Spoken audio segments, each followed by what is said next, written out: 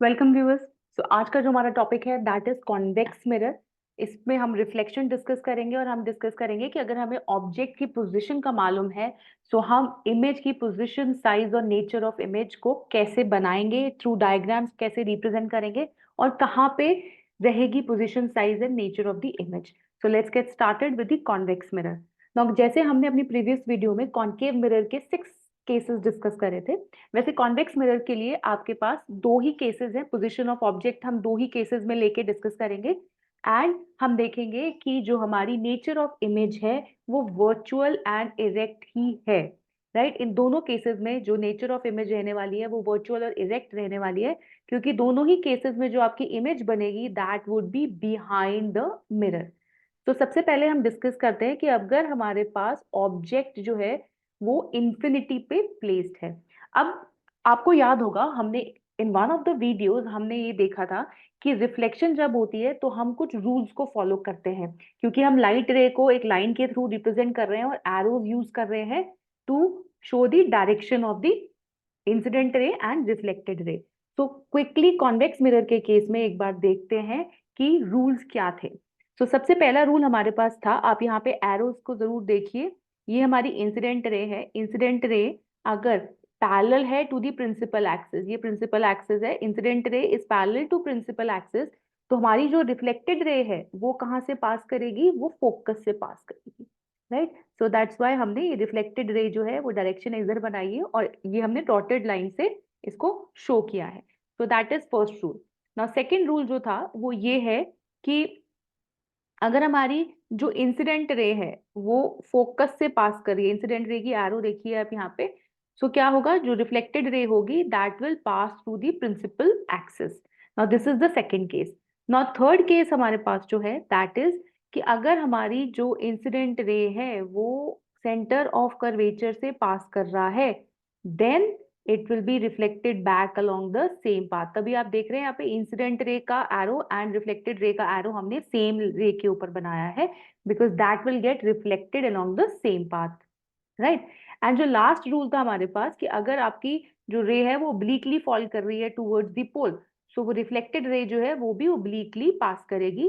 That means इस पोल पे law of reflection हम लगा सकते हैं, दैट इज इंसिडेंट रे जो आपका एंगल ऑफ इंसिडेंस है that would be equal to angle of reflection.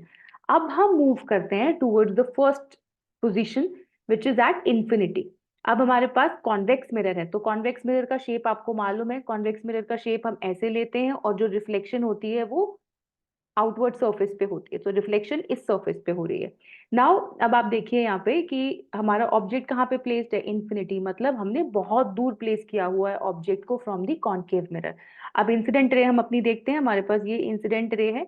Incident ray हमारे पास ये आ रही है, इसकी रिफ्लेक्शन कहाँ से होगी, because this incident ray is parallel to principal axis. तो रूल वन को याद कीजिए एंड दैट इज कि हमारी जो रिफ्लेक्शन होगी that is it will pass through focus, तभी हमने डॉटेड लाइन से इसको फोकस पे बनाया है। सेम थिंग हम दूसरी लाइट रे को भी बनाएंगे।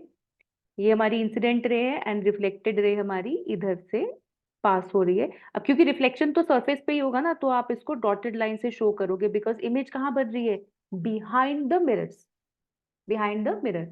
तो ये कहाँ पे बनी, हमारी इमेज बनी फोकस पे, behind the image, behind the mirror बनी। दूसरा जो साइज है वो पॉइंट साइज है, हाईली डिमिनिश्ड इमेज बनी है, छोटी इमेज बनी है, and the nature would be virtual and erect. तो ये हो गया वर्चुअल एंड इरेक्ट इमेज हो गया, पॉइंट साइज हो गया इसका, एंड सबसे इंपॉर्टेंट बात कि ये बिहाइंड द मिरर बनेगी। सो कॉन्वेक्स मिरर के केस में दोनों ही केसेस में जो इमेज है that would be behind the mirror and virtual and erect. Now second case को अब हम देखते हैं। सेकंड केस के में हमने ऑब्जेक्ट को प्लेस किया है between pole and the mirror. This is the second case, इसको हम प्लेस करेंगे ऑब्जेक्ट को between pole and the mirror. तो यहाँ पे देखिए सेकंड इमेज जो यहाँ आप देख पा रहे हैं स्क्रीन पे, this is the second image that we are talking about. Now इसमें हमारा ऑब्जेक्ट कहाँ आ गया, ये रहा हमारा object and it is between pole and the focus, the infinity and the pole, sorry infinity and pole के बीच में हमारा ऑब्जेक्ट है, object is A B. Now यहाँ पे भी आप इंसिडेंट रे की डायरेक्शन देखिए, हमने इंसिडेंट रे ली which is parallel to principal axis. Again the rule, वो कहाँ से पास करेगी, reflected ray pass through focus, तो आप यहाँ से फोकस पे पास करते हुए दिखाइए। देन सेकेंड जो रे है that is passing through the centre of curvature. तो सेंटर ऑफ कर्वेचर के लिए हमने ये डॉटेड लाइन बना दी, so it will be reflected back along the same path. अब देखिए जहां पे ये लाइन आपकी मीट कर रही है that will give you the image की पोजीशन।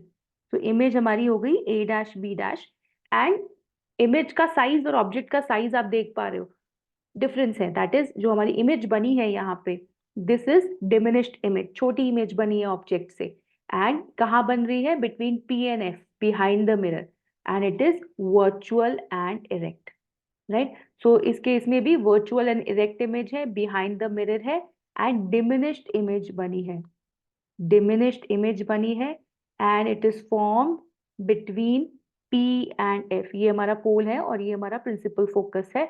आपको मालूम है कॉन्वेक्स मिरर के केस में प्रिंसिपल फोकस जो होता है वो बिहाइंड द मिरर होता है। सो दैट मीन्स जो इमेज बनी है that is between P and F. तो ये आपको दोनों ही डायग्राम्स बिल्कुल क्लियर होने चाहिए और दोनों ही डायग्राम्स आपको बनाने आने चाहिए, क्योंकि ये आपसे एग्जाम में पूछे जा सकते हैं। दोनों में से एक केस आपको पूछा जा सकता है एग्जाम में। मतलब आपको ऑब्जेक्ट की पोजीशन दे दी जाएगी, एंड आपको उसके accordingly image position size and nature जो है मालूम होना चाहिए।